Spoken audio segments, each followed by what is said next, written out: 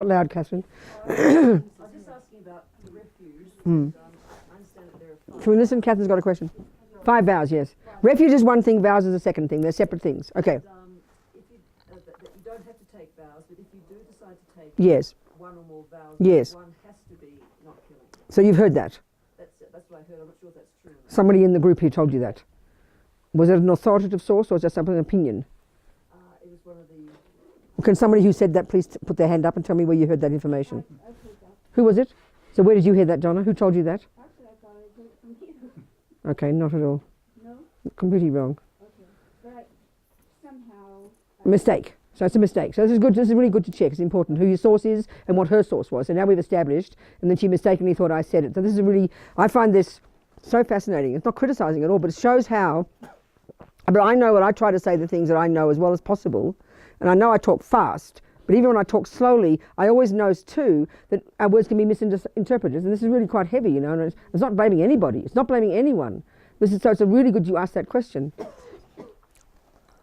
What I would have, pardon? Fake news. Well, yeah, we all have different meanings for words. That's the point, isn't it? We know how much kind of, it's interesting, isn't it? I mean, it's very interesting that, anyway, whatever, it's not even criticizing anyone. It's me really showing I've got to be so careful what I say. And this is why it's so important to get back what I said, so we were all clear, you know. So the point is, the vows, probably what I would have said, if you're not going to take the vow to not kill, it's like, it's almost as if, no, okay, what am I saying? This is just my opinion. It's not written in the text. Okay, what am I saying? Nothing. I didn't say that, so they leave it like there. So the answer would be, you don't have to take any of the vows.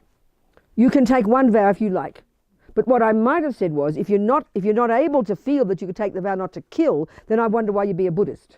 Because that's the heaviest one and therefore the most important one. So I think probably come on in, darling. So probably the thought in your mind is, because we think of the rats and the roaches and we feel we can't avoid killing them. Is that right?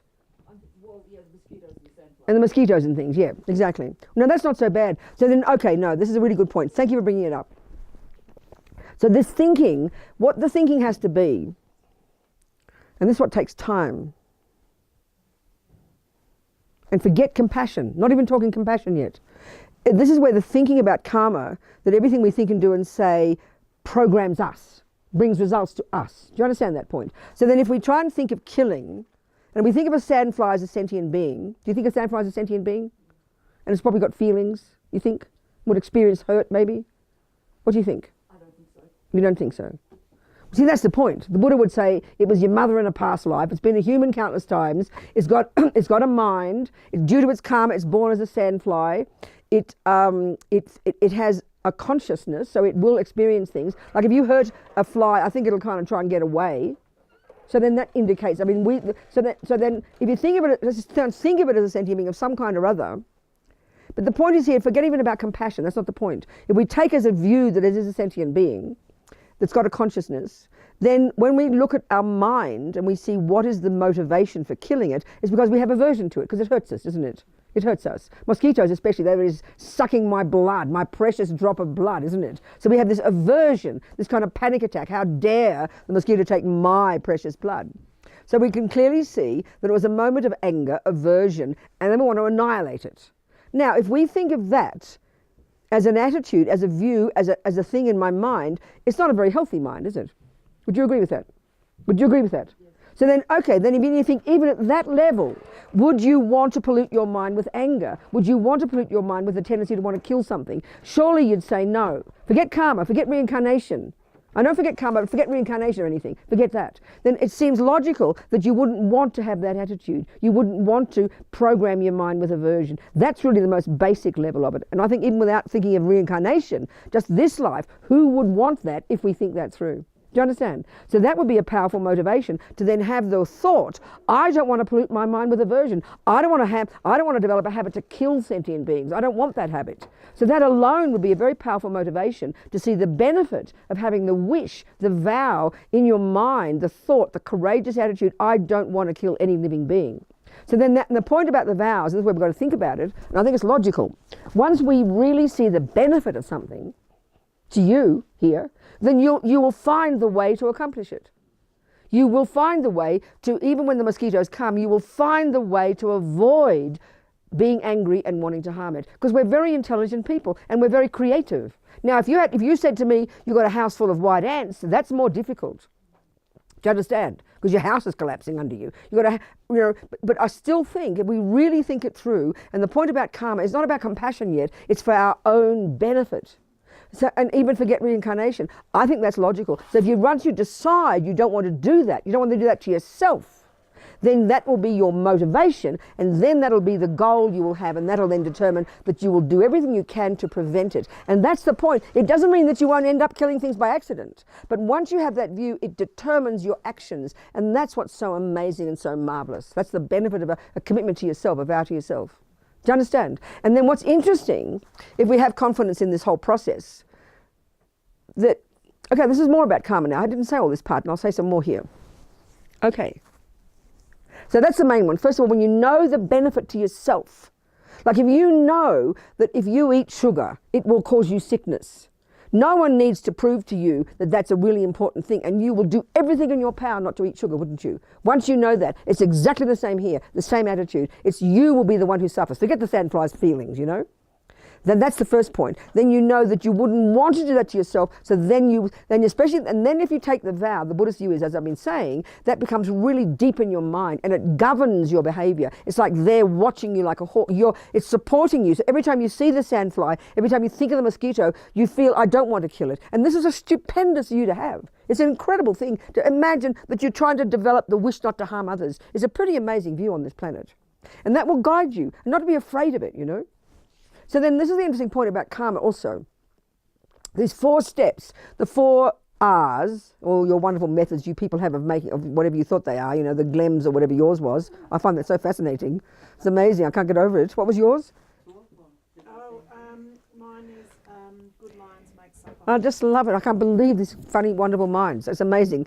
I just love it. I love it. Love it to death. So anyway, the point is this now, regret, this attitude of acknowledging I killed the sandflies, I killed the mosquitoes out of aversion because of my own lazy mind, I did this, I badmouthed my boyfriend, I cheated on my husband, I killed the grandma, whatever you did, you think I did those things, and in this process, I regret that, Robina. I'm talking to myself, why? It's like regret the sugar. Why do I regret eating the sugar? What a dumb idiot I am, because I'm going to get diabetes. I don't want suffering. So that's the first step. You regret that. Now, the point about each of these 4 steps, they also function to purify each of the 4 ways that karma ripens. So one of the ways that karma ripens is called experience similar to the cause. Now, let's say you've killed sandflies and mosquitoes in the past. If you sit there and you do this little practice and you decide you're going to regret those actions, meaning I didn't know it would harm my mind, I didn't know that, out of ignorance I did that. So then you think, I really regret the harm that I did to those sandflies, the harm that I did to those mosquitoes. Strongly regret because I don't want that future suffering. Well, that regret purifies the karma called experiences similar to the cause, which would be the mosquitoes and the sandflies biting you. So if you regret the harm you've done to them, that purifies the harm they do to you, and then if you really have that regret sincerely, because you don't want the suffering as a result of that, then you won't get bitten and harmed by the mosquitoes. They will avoid you. This is part of the way karma works. When you really have a pure mind and strong morality from the past, you won't meet the situations even where sentient beings will even harm you. Does that make sense? That's how they say. The second one, no, actually, it's not quite accurate there. That's not exactly right. Experience similar to the cause means the harm that they have done to you. So no, this is really a bit more, because you're killing them. So the experience similar to the cause of killing is them killing you. So the sandflies aren't killing you, are they? They're not killing you, they're just biting you and causing pain, isn't it? So even if you think, no, okay, a better way of doing regret would be you regret whatever you've done. Okay, this is a better one. You regret whatever you have done to the sandflies and mosquitoes in the past that causes them to want to bite you. That's what I'm getting at now. So not the killing. So cancel that. Start again. This one in particular, if you know you don't want the suffering that you get from sandflies and mosquitoes, which is to be biting you and taking your precious blood or hurting you, then the regret part component would be, I regret whatever I've done to them like that has caused them to cause me suffering. So by doing that regret, in other words, regretting the actions you've done in the past, which is why they're harming you now. Your cause, they're harming you because you've harmed them. So that means when you regret the harm you've done to them, that purifies that kind of result, which means you could even end up not being bitten by the mosquitoes and the sandflies. They'll miss you, they'll get someone else. So let's say, for example, someone at work lies to you, doesn't believe your words. They're convinced you're lying, and you can't believe they don't believe your words. You know you're telling the truth. So when you do the practice at night, instead of all this, I'm determined to make them know I'm telling the truth, we can't change their mind sometimes. The harm they do to us. So then you realize that's due to my having lied to them in the past. So when you do your regret, you regret strongly whatever damned action you did in the past that causes them to now not believe my words. That purifies that kind of experience. Don't be surprised that one day it'll change and they'll start believing you. Are you with me? I find that quite powerful. So regret is all about not wanting the future suffering from the action you do. Even if you can't think of karma, future lives, think, like I said before, at least you know you don't want to program your mind with aversion and fear and wanting to harm beings. Because who wants that habit in their mind? That for me is irrefutable. You can't argue with that. And that's a very powerful one. If we really have self-respect, who would want to do that? But the one of purifying, I've heard it, I remember many people have told me, when you have that attitude, when you really regret strongly whatever you've done to harm all those mosquitoes who eat you, all those cockroaches who shit in your kitchen, all those white ants eating your house, you will strongly regret the karma you must have done in the past. This is the big of you, why they're doing it to me now. If you regret whatever you did to cause that, don't be surprised, it changes. That's the point about karma. Because whatever you think actively is a dependent arising, so it changes the scenario. And the fact is too, the vow not to kill protects you from needing to, from having to. I must say, in my life, I'm an Australian like you, who, lives around sandflies and mosquitoes and all the rest. I can say since I've been a Buddhist, and I have, of course, a vow not to kill, I don't think I've ever met a situation yet in these 42 years, now it's 43 I think. What year are we? Yeah, nearly 43 years since I met the lamas. I would say I've never yet met a situation in which I have been forced to kill. And that's even in India, where it's like Jurassic Park in the rainy season. Do you get my point? So unavoidable, you will do it sometimes. But when you have the view, you don't want to. It's so powerful, it guides you. And your mind changes from this view. It's quite powerful. Do you understand? So we need courage to do it, because we tend to think, well, what if I have to kill? You won't have to. You'll always find a way. And then if you do and you're forced to and you can't help it, then you regret immediately because you don't do it intentionally. Breaking a vow means you know you've got a vow, you don't care, you intend to do it, and you have no interest in changing it. Nobody's like that. That you really, when you're really sincere, you really know the benefit of it and you want to live by it, and it protects your mind 24 hours a day and purifies your mind and purifies the tendencies to keep doing it and even purifies you having to do it. That's my experience. Just giving you attitude of you, do you understand? So you've got to have the wish to not want to kill, to not want to lie, to not want to harm beings. You ought to have that wish, but it's for your benefit first. Forget compassion. It's for your benefit. And that I find, inarguable. Who wants to develop the habit to lie, steal, kill? Nobody would want that. That's powerful. That's good. That's necessary. Then you're going to have compassion afterwards. There's this wonderful story of our friend Pemo. Children knows her. This amazing nun who's this amazing practitioner, but looks like a bag lady. She acts like a bag lady. You think she's this kind of funny old lady, but she's actually an amazing yogini. She's an extraordinary meditative. You'd never know if you met her. Anyway, she was up at, where children ran our centre, the retreat centre. What's it called? Land of Karma Abiding. Up in the tell us people about it, children. The Land of Karma Abiding is on the central coast of California, Big Sur, and it's in the middle of a wilderness area, and it's for people doing long-term solitary retreat. There are about 7 cabins up there, and Pamo was there for about this one nun. years. Huh? Yeah, and one of the things she told Rinpoche. This is amazing. This nun's amazing. I'll tell you about it anyway. But she told Rinpoche that people must bring up their bags of flour and stuff up there, right? So she had all these moths in her house. She was overrun by moths, hundreds of moths. Have you heard this story? I think you told us. I did tell, yeah. So anyway, so she spent weeks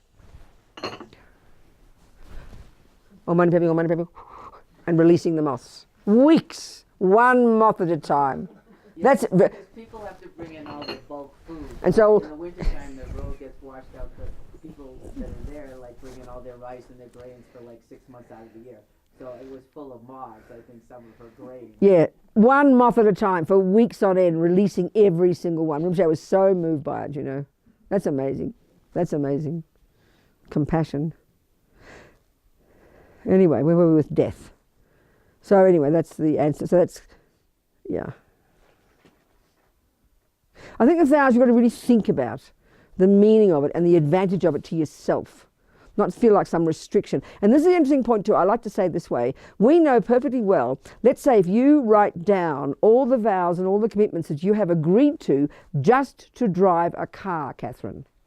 You think of them, you probably have 100 instructions that you have agreed. You've agreed you won't do this, this, this, this, and this. You agreed you would do this, this, and we don't ever say, well, I won't drive a car in case I go more than 70 kilometres an hour. I won't drive a car in case the wheel falls off. I won't drive a car in case I crash. We take the risk because we know the advantages of driving a car. And when we learn the rules and learn how to drive the car, that we internalise them. And so we will want to live according to, we will want to not to drive in the wrong lane. We will want to not drive backwards in the right place. Do you understand my point? Because we know the disadvantage. So it's the same. But as soon as it's religion, we get nervous. Do you understand? Because of punishment. But I mean, look at the commitments and vows just to do anything in our life. There must be hundreds. But we take the risk because we know the benefit of driving a car. Same here. You see the advantage of it. Then we'll have the courage. And then when we realise that it then programs our mind with those views, that's pretty intense. That's pretty amazing, you know. And it also protects us. I feel very certain about that. It protects us from having to do it. I can really say that with honesty. Even being in the rainy season in India, when you go to Bodh Gaya and when it's sunset in the rainy season, you literally have a carpet. I know at the stupa there's a carpet of creatures. It's a carpet of creatures. You've got to walk between them, you know. It's almost impossible not to kill. And yet still when you have this idea, you know, you don't want to harm them. And you even begin to, I mean, I didn't have any interest in insects. Who has compassion for insects, you know? But I can't believe myself. I sort of, when I see them now, oh, little creature, be careful, you know? I begin to even have compassion for them. It's amazing. Because you develop that habit. And that then naturally affects the whole part of your life, you know? We can actually, and this is where in our culture, we happen to have compassion for dogs and mice. Maybe mice. But dogs and pussy wussies, because we love our pussy wussies and our doggy woggies. But even have compassion for bugs, even most animal rights people don't have compassion for mosquitoes, you know, or little bugs. But you even get to develop that with this view. I see it myself, I'm quite surprised. Little sentient being, you know, you try to save it. It was very amazing up in Namche. I pulled back my blanket. And those are quite heavy blankets, aren't they, those blankets? I pulled the blanket back and there was this spider, and I'm not often, I mean, I had one of the rooms at the top and they're more expensive, I think. So probably not often they have people up there. And the spider could have been there for weeks, squashed under the blanket, completely squashed. The poor thing, can you only imagine it? And I thought it was completely dead, you know, it was totally squashed and dead. So I picked it up and I put it on a tissue in the dark in the cupboard and said a few mantras on it. And I opened the cupboard, there it was all perky and bright. And next time I opened the cupboard, the thing's gone. I couldn't believe this little spider, you know. It looked like it was dead. It must have been there for weeks, squashed under a blanket. But it came back and it ran away. I thought, I was so amazed. And it got a medicine Buddha mantra in its ear anyway, so lucky spider, you know. Okay, back to death. We'll start again. So this process sort of starts roughly 2 hours in general. That's how they teach it, but it could be different for different people. And it could be very fast for some people. You know, everybody goes through these 8 stages, but sometimes it's very quick. In a violent death, or a violent death especially, you go through them very quickly. There's 8 stages. It's sort of like if you got 80, you got to walk down 10 floors. You either take the lift, which is quick, or you walk. You still got to go through the 10 floors. You know, same here with this process. It'll happen just very quickly. But the best, of course, if it happens slowly. And this is why one of the main things about helping people at the time of death, it's the crucial point for the Buddha, and according to this model, and as Lama Zopa's advice is, that, you know, it's at this time, about the second of these 8 stages, and I'll get there, where this process starts, where certain things kick in that triggers the karmic seed that will determine your future life. And that's the crucial time when you need to be peaceful, you know. So anyway, the first stage, various things at each of these stages cease to function. There are 25 of these things altogether. They call them 25 something or other they call them, I forget the word. So the first one is the earth element ceases, and then the body feels very heavy and you feel like sinking into the ground. I'll keep it simple. There's various things, but I'll just keep it simple. The next is this capacity to hold a lot of information all at once. So we know this, like I was saying, I was maybe sitting there talking to Harald, and your body feels heavy. You suddenly, your mind feels less capable. You're kind of becoming cloudy in your ability to hold information. We know that one. The third part of this first step is your eye consciousness becomes less functioning, more cloudy. You can't see, and your eyelids get very heavy, don't they? But even now, before even your eyes, even before the eyelids go down, we know you're sitting there talking to your friend, you can hardly see anything.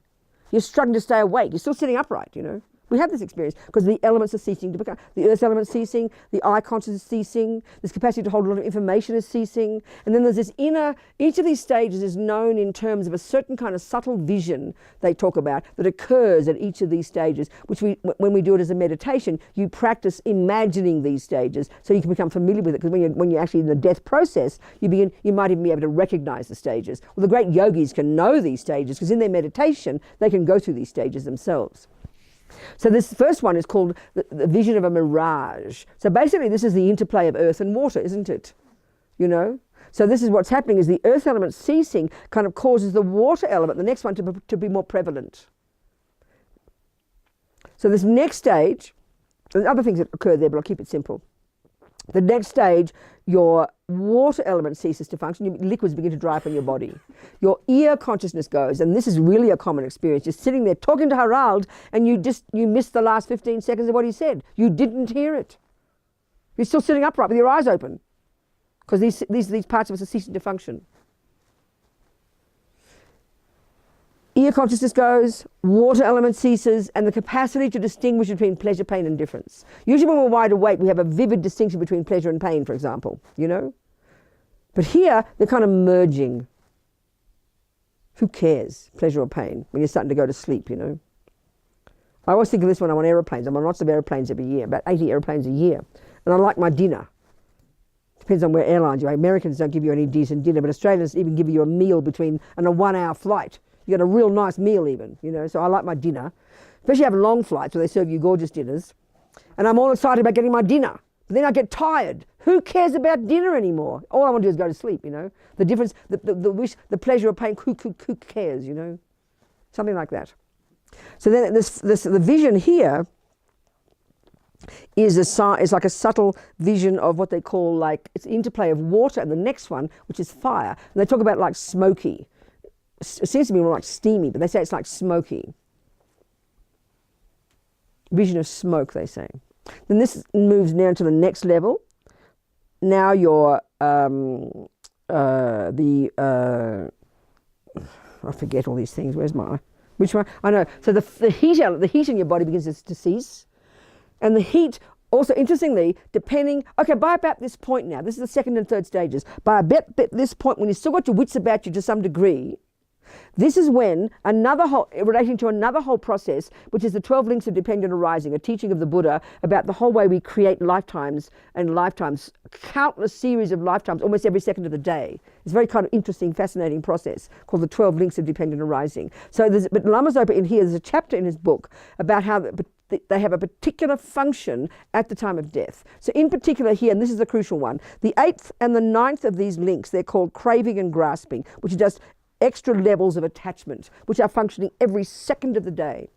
So at the time of death, this kicks in really extra powerfully. That will take a person by surprise, because there's extra level of incredible attachment, which means grasping at what you've got, not wanting to let go. And this causes so much fear in the mind. And then it becomes even worse and more heavy, called grasping. So that grasping is the trigger for the karmic seed in your bank vault of millions of karmic seeds, for the one of those seeds to be triggered. So if the mind is relatively peaceful, even though the grasping comes, if you've been going through this process of knowing you're dying, if you're a Buddhist doing your practices, you're accepting impermanence, you're dealing with the reality of death, you're not afraid, you've got good people taking care of you, they're helping you navigate through this painful process, then your mind will be peaceful and virtuous. So then when the grasping kicks in, this intense grasping, that's the act that activates the karmic seed, the one that will determine your next life. So we can deduce in our past life, we can deduce logically from this process that when our grasping kicked in, whatever we might have been a dog in the past life. Our grasping kicked in, whatever the situation was, our mind must have been relatively peaceful because a virtuous karmic seed was triggered, which became the cause of us programmed right that second to go to our present mother's human womb a few weeks later. That was already programmed right there. So we got the lottery. One of our virtuous karmic seeds was triggered because our mind, even though this grasping happened, which is the one that triggers the seed, our mind must have been peaceful. And therefore virtuous. Because if we analyze our own lives, there's a natural relationship between peaceful and virtuous. Virtuous means loving, kind, generous, relaxed, not attached, not angry, not panicking, not jealous, not fearful. That's what virtue means. Hear it practically. So when the mind is virtuous, it's naturally peaceful. Check up when you're angry, it's not peaceful. Check up when you're depressed, you're not peaceful. Check up when all the delusions are there, you are opposite to peaceful. You are panic-stricken. So if your mind is freaking out, which is most people's minds, if they've never trained their minds, never looked at their minds, never thought about impermanence, they're old, they're sick, their mind's berserk, and the grasping kicks in, just unbelievable fear comes. And that's more than likely to trigger a negative karmic seed, which programs them then to be born as the animal realms or Lord knows what. So this is the crucial period. This is the crucial period when you're needed most to help somebody navigate this. Whether it's an animal, a mouse, or your mummy, or a baby, you help their mind be peaceful. That's why with animals, our view in the West very strongly is out of compassion we kill them because we think they're stopping their suffering. It's not true for the Buddha. If their minds are freaking out already because they're suffering, then just to go and kill them at that point is just kind of like Russian roulette with their mind, you know. The best way to do it, that little mouse that's harming, even the mosquito that's sick, that you hurt, or the spider that's dying, you know. You put it in a safe place, you blow mantras on it, this is the Buddhist view, to bless its little mind, and you leave it in peace so it can calm down. The mouse is panicking, but if you put it in a quiet place in a little box where it's quiet and it can die peacefully, this is the best gift you can give it, you know. But often because we've got so much attachment and we can't stand to see the suffering, especially if it's our pet, we just want to get rid of it, you know, we don't like it. But help your pet be peaceful. And even if you don't have much view about the Buddha's blessing their mind, just singing a mantra quietly with a very sweet sound, it's a peaceful sound, will make the mind peaceful. I remember one time in one old people's home, somebody's grandma, she was there, she was out of her brain, she was completely mad and paranoid, you know, completely demented. And I just sat there and sang mantras to her. Immediately she became peaceful, right there. You do the same for the mouse, the mosquito, that spider. Put in a dark place, you know. Let it be peaceful. So at this point, before you've lost the plot, this is when the karma kicks in, and this is when you're needed most. So like if you're a Buddhist, you know, the thing is you'd be saying with that person, you'd be saying their practice with them, you'd saying their mantras to them, so you'd have the mantra playing quietly. That's exactly what happened with June's mummy, you know. The Lama Zopa singing the medicine Buddha, it's a lovely sound, quietly in her ear. There's many stories about how you hear about, and Christians talk the same way, you know, about when your mind is, because your mind is now getting more subtle, you see. When your mind's more subtle, this is an interesting point, as your mind's getting less gross, you're getting closer to your subtle consciousness. And sometimes people have that experience when you're going to sleep. You're never sure if you're awake or asleep sometimes. You know, you slip between the gross consciousness and the dream consciousness. People have very vivid experiences of this. Your subtle consciousness is when you dream. So that's what's happening here. You're moving towards your subtle consciousness. And your subtle consciousness is more powerful in its capacity for cognition. And this is the point here. About the time, the second or third stage, your mind's getting more subtle, and when the karma kicks in at this point, then that you can see by the way the person dies, you can tell which karma has been triggered. If you suddenly become, many people completely freak out, having like hallucinations, imagining things coming at them, this is literally because the negative karma has been triggered and they're seeing their future suffering life. They say like that. And a person who dies blissfully, I mean, there's many stories of people like that. A friend of mine in California, her husband, he fell off a roof at Vajrapani. He's Australian. Shasta's husband. You know Shasta. And he fell off the roof and she's holding him in her lap. He was dying. She said he was radiant with joy. So that means that at the point when he was dying, a virtuous karma was triggered and his mind became very blissful. They even say in the text, when you die, if you die with virtue, because it triggers a virtuous karmic seed, and you're going to your subtle mind, it's like because your mind is now it's like clairvoyance. You can see the future, like the virtue, a happy life. You know, that's how they talk. Equally, I know one friend, a nun in Cairns in Australia, in Queensland. She sits with the dying, and she said there's this one experience of this fellow who she had never seen anything like it. He became like this monster, like this demon, his eyes rolling back in his head, bright red. He was screaming like a banshee, you know, totally terrified. And then he became peaceful, and then he died. And she asked a local lama, and he said yes, he had this terrifying experience which purified a lot of negative karma, and then he died peacefully and got a good rebirth. And Lama Zopa mentions in his book, we're doing a reprint of the death book now, and I had various questions for him, and he said he heard a story like that of one lama who had a terrible time before he died, really suffering, and then he became very peaceful. But if a negative karma is triggered, then death will be very, very uncomfortable, very painful. The experience will be very, very terrifying, depending on your future rebirth, you know, because you're seeing it coming, because your mind's getting more subtle. I remember the wonderful story about how Steve Jobs died. I'm a Steve Jobs fan, right? And I remember he knew he was dying. He had cancer. And then I remember the day he was dying, his sister, they'd been orphaned, or not orphaned, they were given away at birth, whatever that's called. Huh? Adopted, that's right. I always forget the word. Adopted. So then they became friends again, and she wrote about this experience. The family gave permission. She said she got there on the day, and he was as skinny as a rake because he had this cancer. He was lying on his bed dying. They said better come quickly. And his 2 daughters were there, apparently. And she told this experience. And let's say Christina's Steve, and there's 2 daughters in front of him, and I'm the sister watching, and I'm seeing Steve's face. She said he was just radiant with love, looking at his daughters with incredible love, begging them to forgive him for having to leave them. He wasn't, in other words, wasn't freaking out and clinging, you know. And then suddenly he looked over their shoulder into the distance, and he went, "Oh wow, oh wow, oh wow," and then he died. Isn't that nice? And apparently, you know that Brazilian lama in California? I read another book in which his other daughter, who from a previous marriage, used to visit him, and he was there, helping him. He used to do healing with him. Steve Jobs. Yes, yes. What's his name again? Segu Lama or something. He's a Brazilian. He's been recognized as a reincarnated Lama, and he's a healer. That's right. That's his name, yeah, in California.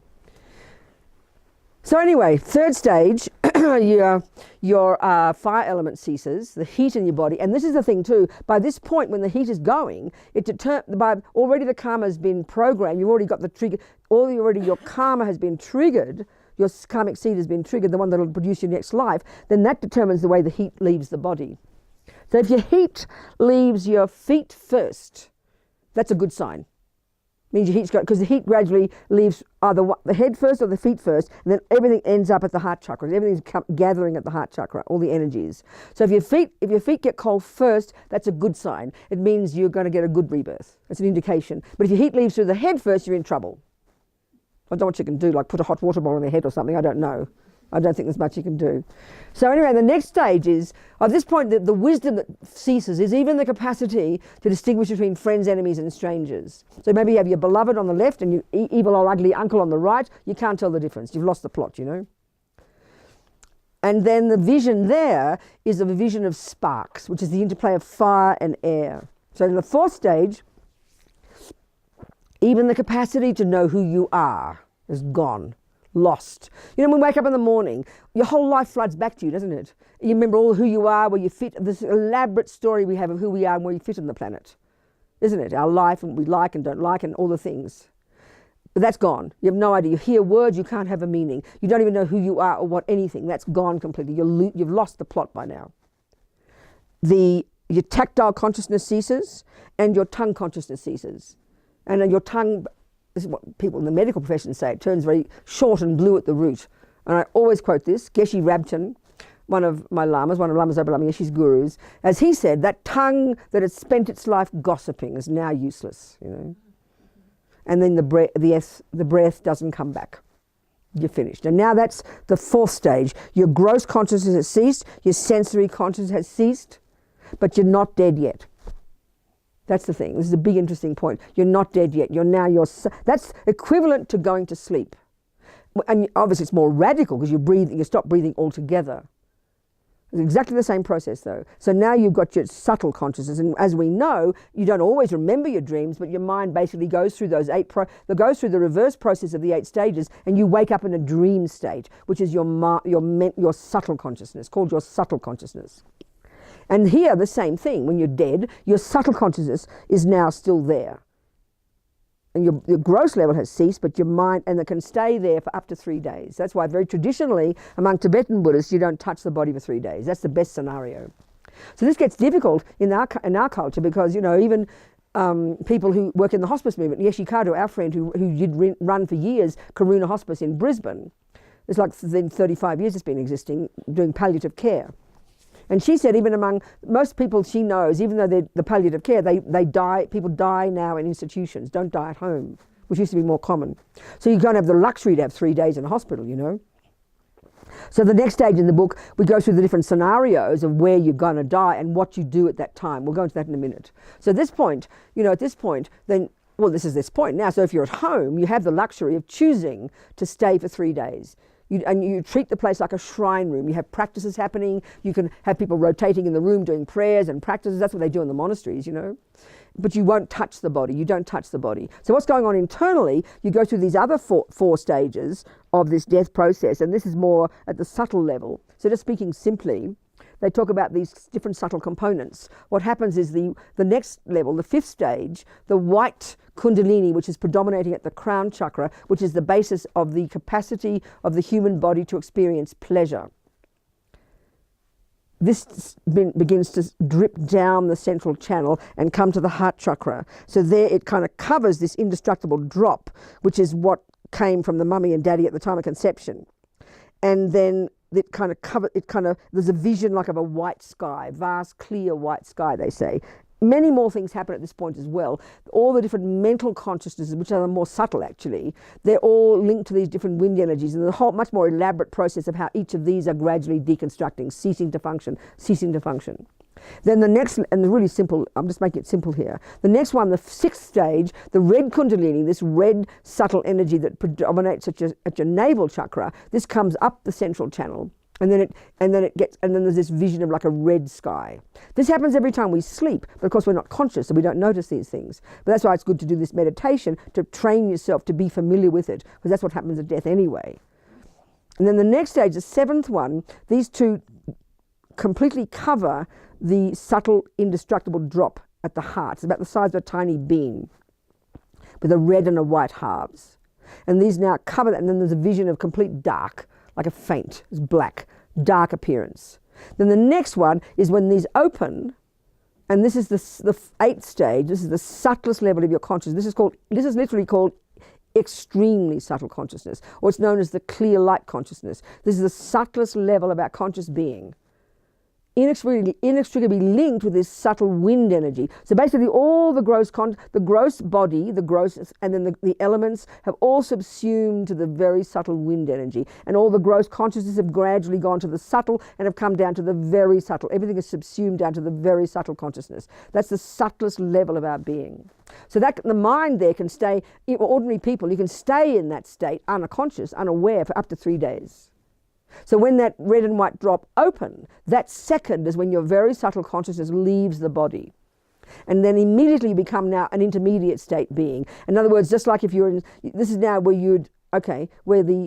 when the mind leaves the red and the white drop, that second you've stopped being you, you're over, you're gone, you're finished. And then you do this reverse process of waking up into this intermediate state like a dream state. And that could last up to 7 weeks, they say. And depending on the karma that was triggered at about the 2nd or 3rd stage, which determined your future life, that determines very much the quality of the subtle state, of intermediate state. It could be like a very pleasant experience if you're going to get a human birth, or it could be really a nightmarish experience if you're going to have an animal birth or another kind of birth. So it could be up to 7 weeks, they say. And then eventually, in our case, our mummy and daddy did whatever they did, and that became the condition that then triggered the karma between us, and then we died to the intermediate state and went through again the reverse stages and went running to that egg and sperm, like in a millisecond. And this is what's fascinating. This point is fascinating. This is a desire realm, they say. Buddha says we're due to countless lifetimes of attachment. We've created the cause karmically, like karmic evolution almost, to have this body of the five senses. This entire universe is framed in terms of attachment. Whether we get happiness or suffering, it's in terms of attachment, you know. So we're driven by attachment, this powerful energy that drives us. So this is what happens now. When mummy and daddy hop into bed, then you run like a magnet. Karma ripens, and you run like you're magnetized to go to that egg and sperm. And this is what they say. If you're born a girl, you run powerfully, driven by intense attachment to have sexual union with your husband, with your father, with your daddy. And if you're going to be born a girl, a boy, you run towards your mother. And then when you get to the egg and sperm in a millisecond, you're so furious because all you see is the sex organ. Then you die from the intermediate state, and that's caused you to get born, get conceived. So it ain't fun. It's not like a blessing. It's not like God giving you a special gift. It's driven by attachment. That's how they say in the text. And that's the second you start. Already programmed, because at the time of death, when you stop breathing, before you stop breathing, when the karmic seed was triggered, about the second or third stage, the karmic seed in our case, to be born human, that was triggered. The same time was triggered all the second kind of karma, which will produce our personality traits. All that's triggered right then, before you even meet your new parents. So it's so clear for the Buddha, you don't get your personality traits from your mum or your daddy. They can have similar personality traits. There's no argument about that. But you don't get them from them. That's a crucial point for the Buddha. They're your own tendencies. The third kind of karma is triggered that determines the whole quality of that life you're going to have, how you're seen and treated by others. All that's programmed right there before you even stop breathing in the past life. And even the fourth one, the environmental karma. All of this is come together programmed before you even stop breathing in the past life. And then the rest of this life we just play out those karmic seeds. We play out those 4 ways that karma ripens, you know. And then it's up to us to use it and to recognize it and then to do what we can with it to change it. You know, if we've got the karma to have bad things, we know what has happened and why it's got, so we try to purify. If we've got good karma, we delight in it and happy to use it to try and practice. You know, that's the idea. Any questions from that? Rough example of how we die. Yes, Chuck. Science has identified a chemical that's allegedly released from the pineal gland, dimethyltryptamine or DMT, at the time of death. Mm-hmm. Young people are now experimenting or taking DMT to try to have that experience. What's the experience it causes? Hallucination, that feeling of euphoria. I don't know, I haven't taken it myself. Okay, so what's the question? Long-term recovery. So what's the question? So the question is, perhaps that's at around the fifth stage where the breathing has stopped at the fourth, and the grosser levels of consciousness have stopped. Now you're at the subtle level. Maybe at that fifth stage, and maybe that's where Steve Jobs was at when he was. No, he was still talking. He was not even at the second stage. So he wasn't even, so maybe we can say at the time he was looking with enormous love, which is virtue, that triggered the karmic seed at that point. At that point, his karmic seed for his next life, which we can deduce was a virtuous one, and then he was blissful, he was radiant. He's still conscious, that's only the third stage. You couldn't have that euphoria without the body. So it can't be possible to be, it has to be at the time of the body. But after the breathing has stopped, the senses have completely ceased. So for him, that was the trigger, and he happened to go through the 8 stages very quickly, because right there he stopped breathing. So at least the first stages, sorry. But that's still the senses, you see. Understand? But that's interesting, yeah, I'm sure. There's some physical conditions there. Of course there would be. Yes, Harald. I missed something when you explained when the white top covers. When the what? When the white comes down and covers the indestructible drop. I only heard you have the white vision and the dark vision. Then the red one. No, I said the red one. When the red comes up from the navel, that comes up the top, and then when the seventh one is when they come together, and then there's the dark vision. The white, the red, and the dark. Yeah. And the mind keeps getting more subtle. Yeah, that's right. Anybody else? No? No questions? This happens for all animals as well, and all humans. So the point for the yogis, there's a chapter in the book, it's called Death is What the Yogis Have Been Waiting For.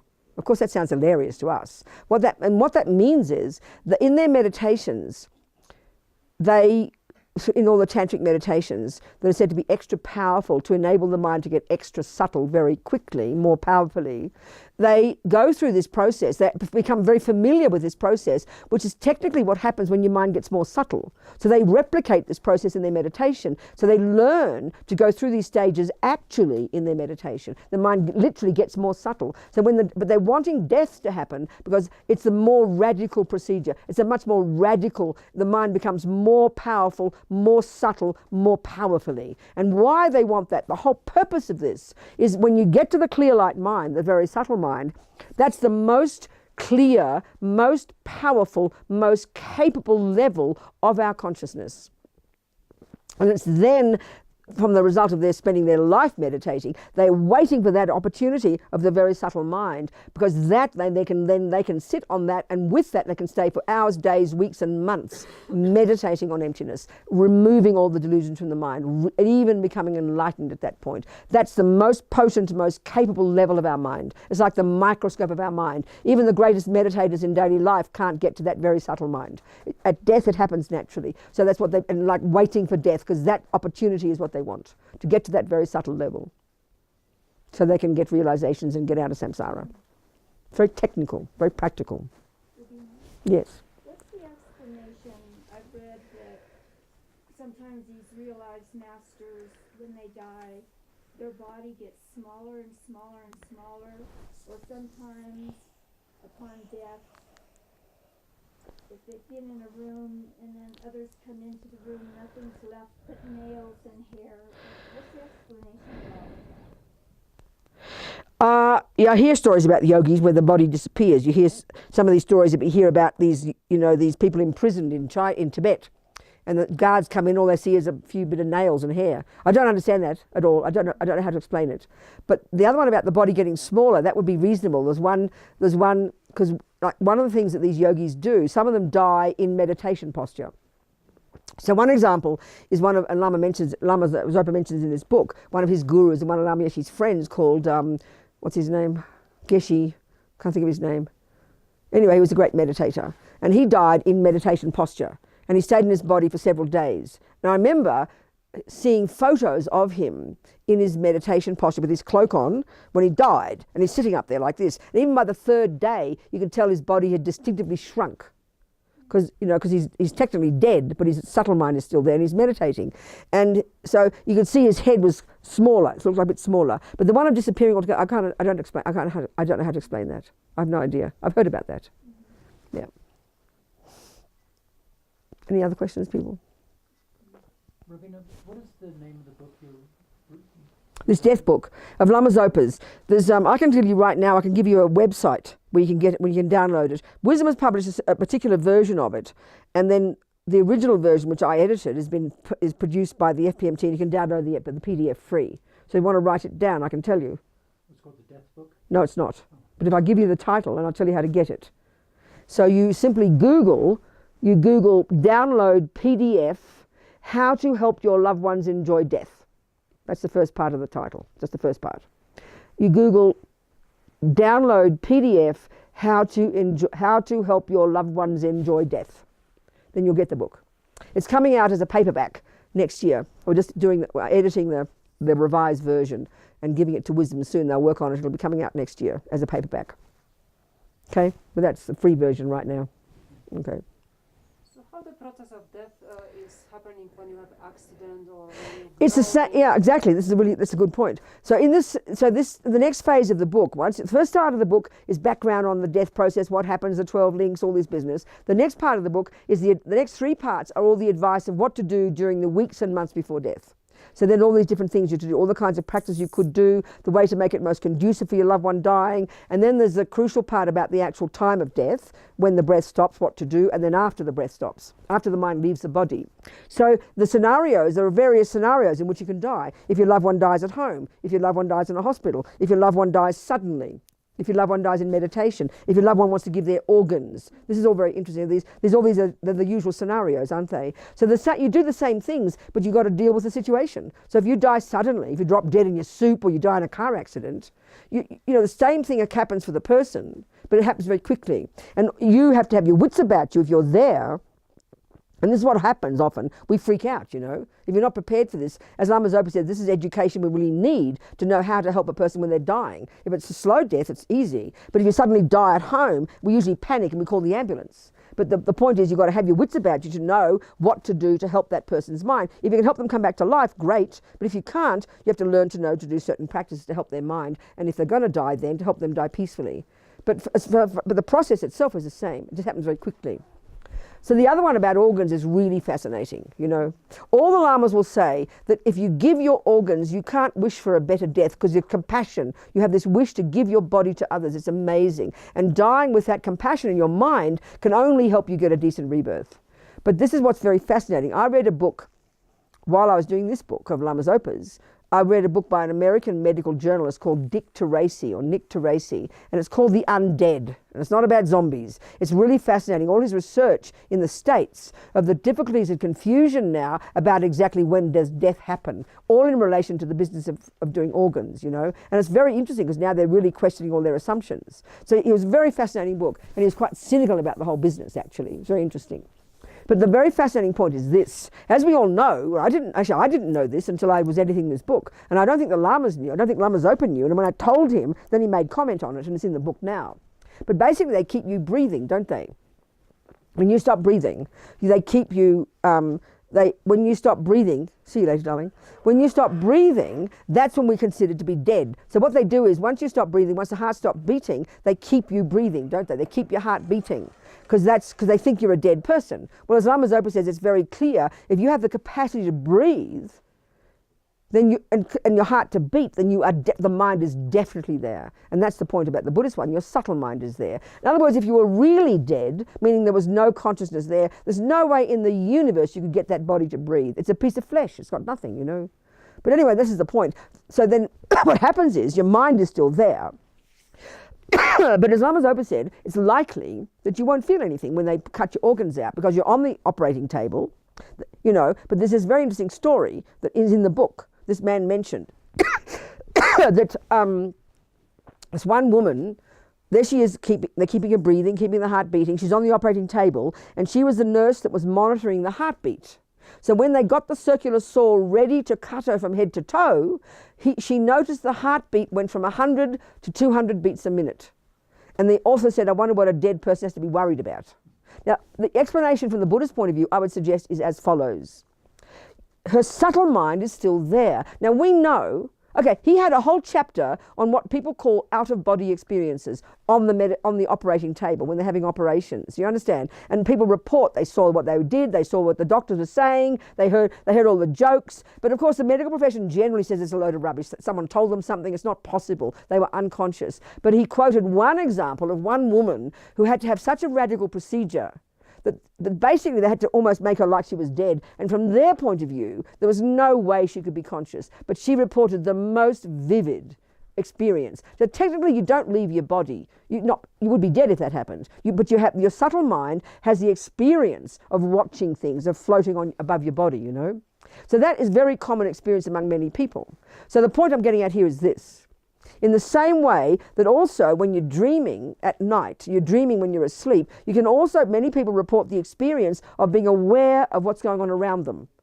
You understand that? I remember in my retreat, after I first became a nun, I did my Vajrasattva retreat, 3 months.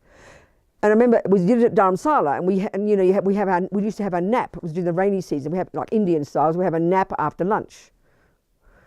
And I remember for about a week or so, you know, I mean, I'm not a meditator, but I know if you meditate for 3 months, 12 hours a day, something has to happen, doesn't it? So I remember having these very vivid dreams, crystal clear dreams. We call them lucid dreaming, I think. But at the same time, I was crystal clear, aware of all the chatting and the talking around. So I was in my subtle mind, but I was also conscious of the dream, of the sounds. And that's a really common experience. So for people who are in a coma, I read about one man who was in a coma for 25 years. His Italian mummy wouldn't let them pull the plug. And he woke up out of his coma, and he said he'd been conscious the whole time. So that means his earth element wouldn't come back, but his mind was functioning. And that can be very not unusual. So my deduction is, from this experience of this woman, her gross consciousness had ceased, completely ceased, so she wouldn't feel anything. But her subtle mind must have been conscious. Do you understand my point? She must have had an experience of being aware of it, as if she was having an operation. But when the person's unconscious from having taken the anesthetic, and then the ones who report the out-of-body experience watching what's going on, she must have had that kind of experience. So she must have observed. She knows she's still her. She knows she's still alive, and she sees them about to cut her body from head to toe. Well, of course you'd have a panic attack, and her heart would go from 100 to 200 beats a minute, wouldn't it? You would, wouldn't you? So that's my deduction. So then you could say from that, and I told Rinpoche this, then she might have died with virtue. A karmic seed would have been triggered, a virtuous karmic seed. But then she's on the operating table and she has a complete panic attack. Then ego rises, and this could have reversed the process. Lama Zopa says a person who dies with negative karma, you can do certain practices that can help literally reverse the process, and a virtuous karmic seed can be triggered even while they're in the intermediate state. Well, he said the same here. That I told him this experience, and he said, well, there's certain practices you can do. If suddenly she's dying with fear now, it can reverse the karmic process, so she get a suffering rebirth. But you do these certain practices, and they're all in the book, where you can help them reverse that again, I said all that quickly. Did it make sense? Did you hear it, what I was saying? But this out-of-body one was very fascinating, and this whole book, and this doctor was very interesting. This journalist, medical journalist. But that experience was really fascinating to me, And there's one doctor quoted who's in this business, and he said, I can say now with certainty that consciousness is not a function of the brain. I can't say what it is, but I can say that much, which is interesting. At least people are questioning their assumptions, isn't it? How are we going for time? Okay, good. Dinner time. Okay. We keep having dinner times, then we have dinner breaks, tea breaks, breakfast break, lunch break. So, okay, I do say I try to talk quietly, but it's just very hard. I'm sorry. I keep thinking as I get older, I'll start getting slower. Walking slower, definitely. I walk like an old lady now. I can see that. But my speech still goes quick. I can't help it. It's very funny. Of course I can help it. Maybe you have to give me some drugs to calm me down. I know one time when I was in Zurich recently, I got this hideous arthritic attack. I had to go to the hospital. And they gave me this lovely drugs, like steroids, to make the pain go away, but they also gave me a sleeping pill. I never take a sleeping pill in my whole life. So I popped it into my mouth when I was in the car, and the nurse said, oh God, you shouldn't have done that. So within 3 minutes, I was dead asleep. They had to drag my body like a drunk up to the bed to put me into bed, There's weird dreams all night. It was a very delicious sleep, though. I'd never had a sleep like that before. It was just delicious. I must say, I could be very attached to sleeping pills. And one time my sister gave me a Valium. I don't remember why. That was delicious too. I remember that. That could be very pleasant. A Valium. Maybe I'd talk slower if I lived on Valium. What do you think? Have a Valium for breakfast. Okay. Dinner time. So then we... Again, let's think about dinner differently. See dinner through the lenses of kindness. See dinner through the lenses of emptiness. Right there, it'll appear differently. So right there, the karma will be different because we changed our reason. We changed our way of seeing it. We changed the meaning of dinner. So then we imagine there's delicious nectar in the sky. We bless it with the energy of all the sentient beings, all the holy beings. Om Ahung, Om Ahung, Om Ahung. And then we imagine this blissful empty nectar. We imagine offering it to all the gurus, all the Buddhas, all the bodhisattvas, all the suffering sentient beings pervading space. And then finally, as Lama Zopa says in Tantra, the very meaning of the word to offer, or in Tibetan, chur, or in Sanskrit, puja. The very meaning, the essence of the meaning of to offer is to visualize the recipients, and here all the holy beings and all the ordinary beings experiencing the joy of receiving this delicious nectar. Lama Sangye, Lama Chur, Dejen Lama Gedonte, Kungi Jepa Lama Te, Lama Namla Chur Pabu. And then one time in Melbourne, and Rinpoche said once you've blessed the food, he takes like 5 hours sometimes to do it, but even this 30 seconds, to see it differently, to imagine offering it. Once we've done that, he said, the bigger our stomach, the better. Every mouthful is virtue. So please enjoy our dinner. Okay.